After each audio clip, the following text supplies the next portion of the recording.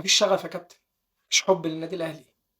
طبعا كان نفسي أتكلم عن الأهلي في نفس الوقت اللي خسر من مصرية للاتصالات، ولكن بجد الموضوع كان مضايقني جدا. وأتمنى في البداية بس إن أي حد أهلاوي من قلبه وعايز مصلحة النادي الأهلي أتمنى إن هو يعمل لايك وشير للفيديو، ولو موجود على اليوتيوب يعمل سبسكرايب على القناة.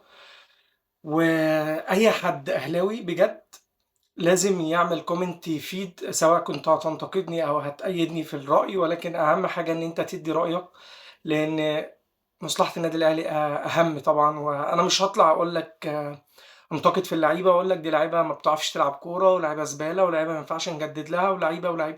مش هقول لك كل الكلام ده، لان تقريبا كل اللي اتفرج على المباراة، ده حتى اللي ما اتفرجش يا راجل، ده اللي سمع بس، اكيد فاهم ايه الموضوع واللعيبه دلوقتي بتعمل ايه في النادي الاهلي. بجد الكلام ده من قلبي، والله ما كتبت كلمه واحده في الفيديو ده ولا حضرته انا الموضوع، بس كنت انا تعبان ما عرفتش اسجل في نفس اليوم، فالموضوع ده بس اللي اخرني شويه. بس اللي بجد بجد متضايق منه ان ليه ليه انا قبل ما اكون محلل وناقد رياضي انا كنت بروح في الاستاد اهو قدامكم، وكنت بقعد مع الجمهور وبحضر مع الجمهور وحتى لما بقيت محلل وناقد رياضي من 2019، الحمد لله انا شغال من 2019 لايف. كل حلقاتي على التي في تقريبا ما لايف، ما فيش ولا حلقة مسجلة، والحمد لله بشيل الحلقة لوحدي ضيف كامل. عمري ما قلت ان انا حيدت في الرأي ان انا اهلاوي او زملكاوي، لا انا اهلاوي دايما. بنتقد الزمالك وبنتقد الاهلي، ولكن في نقد بناء ان انا اقدر اقدم لك المشكلة وحلها، وهو ده اللي هيحصل برضو في الفيديو ده. ولكن بجد ليه؟ هو السؤال تاني، ليه ان انت تبقى بالمنظر ده؟ ليه؟ رسالتي هتبقى للكابتن سيد عبد الحفيظ، وانا على درايه كافيه وكامله ان الراجل ده فعلا بيحب النادي الاهلي من قلبه، ومن اكتر الناس اللي شفتها بتسعى لمصلحه النادي الاهلي، وما عنديش شك خالص في النقطه دي، ولا عندي تردد ان انا اوجه له الرساله. وبوجه له الرساله ليه؟ مش بوجه لمجلس الاداره كامل، ليه؟ لان هو اكتر حد ملم بملف الكوره، وهو اكتر حد عنده درايه كافيه بملف الكوره في النادي الاهلي، طبعا مع احترامي ليهم كلهم. ولكن هو كان بيشغل منصب مدير الكوره في النادي الاهلي، وهو نجح في المنصب ده وقدر يقدم نجاحات كبيره، وشفنا حبه وشفنا خوفه على النادي الاهلي. ولكن كابتن سيد، بدل ما انا بدي اللعيبه دي فلوس واخليها تصرف الفلوس دي غلط، ممكن أصرف جزء من الفلوس دي على وعيهم وفكرهم، اللي هم بدأوا مفيش شغف يا كابتن، مفيش حب للنادي الأهلي. مشكلتنا مش فنية صدقني. مشكلتنا كلها في إن اللعيبة دي مش خايفة على اسم النادي الأهلي. ما شفتش ده. خد بالك، مشكلة الأهلي هي مشكلة منتخب مصر. احنا شفنا الاختلاف في المباراتين الأولى والتانية، وهنتكلم تفصيل أكتر على منتخب مصر في فيديو تاني. ولكن احنا شفنا الفرق لما اللعيبه هنا لعبت في مباراه جنوب افريقيا برجوله وروح، شفنا الفرق وشفنا الاداء وشفنا التطور. هي اللعيبه تقريبا ما حدش اتغير.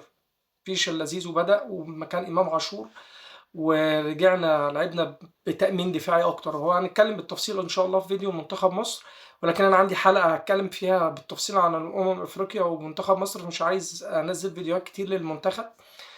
انا كلامي هنا عن النادي الاهلي. ليه يا كابتن سيد؟ تاني هسأل السؤال، ليه؟ من وجهة نظري، وطبعا مع احترامي للناس كلها، واي حد هيكتب كومنت اكيد هرد عليه هتفهمه. احنا مشكلتنا مش فنية صدقني، ولا مشكلتنا مع الجهاز الفني، ولا مشكلتنا مع الإدارة، ولا مشكلتنا مع التولز والأدوات، ولا مشكلتنا مع توفير كل حاجة في مجال كرة القدم والرياضة الأهلي موفرها للعيبة. احنا مشكلتنا حاجة واحدة بس، إن اللعيبة ما بقتش فاهمة هي لابسة تيشيرت مين. بقاش عندها الوعي الكافي، الجمهور اللي جاي لها ده جاي لها منين. ما بقاش عندها القدرة على تغيير الحالة. ان انت راجل، انت ما غيرتش من منتخب مصر، ما غيرتش من اللعيبة اللي راحت المنتخب على حسابك. مش هقول اسماء، مش هقول لك بقى طاهر وحسين وقفشة ومصطفى ومحمد شريف ومصطفى العش مش هقول لك كل الكلام ده. مش هقول، لان اللعيبة دي تقريبا المفروض انها تبقى دولية يعني. بس للأسف اللاعب الدولي لازم يبقى راجل. اللاعب الدولي لازم يبقى عنده سمة، هي الرجولة. ما شفتش ده في لعيبة النادي الأهلي كلهم. مش هقعد أقول لك أسماء بالتفصيل، مش هقعد أقول لك لعيبة بس مش عارفة تباصي يا راجل. يا راجل دايما الكاشف ضحك يا راجل. يا راجل هو في كده؟ في إن أنت لعيب مش عارف تباصي ولا تستلم الكرة؟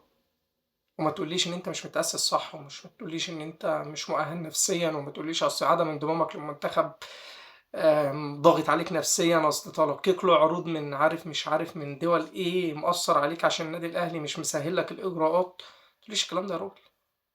الراجل ده مبابي كان في باريس سان جيرمان وريال مدريد بيفاوض ومقدم عرض خيالي، كان بينزل كل مباراة بيكسر الدنيا، عايز يثبت إن أنا مبابي، أنا لعيب كبير عندي احترافية وعندي عقلية محترفة بتقدم أفضل حاجة عندها. وده باين طبعا على الفرق، طبعا مع احترامي لكل الأسماء اللي احترفت في مصر وكل الأسماء اللي تطورت سواء عقليا أو بدنيا أو فنيا. محمد صلاح ومرموش باينين جدا إن هما لما اشتغلوا على حتة المنتاليتي العقلية ظهروا بشكل أكبر بكتير. محمد صلاح مش من أفضل المواهب اللي جت في مصر، مرموش مش من أفضل اللعيبة اللي جت في تاريخ مصر، ولكن هما الاتنين من أفضل اللعيبة اللي جم في تاريخ مصر. ليه؟ عشان العقلية بتاعتهم، عشان تطويرهم العقلي، وإن هما قدروا يلتزموا كلاعيبة محترفة وحبوا كرة القدم وادوها أفضل حاجة عندهم وأكتر حاجة عندهم، وهي الروح واللعب برجولة. تمام. كابتن سيد، أتمنى إن رسالتي توصلك، أتمنى إن أنت بجد تبص للموضوع بنظرة الأهلاوي، سيبك من منصب مجلس الإدارة. أنا بكلمك دلوقتي مش محلل الناقد الرياضي، لا أنا بكلمك كأهلاوي، راجل أهلاوي بيحب النادي الأهلي. وأتمنى تاني إن الناس اللي اتفرجت على الفيديو للنهاية لحد دلوقتي تعمل شير ولايك، ويا ريت لو في كومنت سواء كان بالإشادة أو بالنقد، أتمنى إن أنت ما تنساش تعمل شير ولايك. شكرا.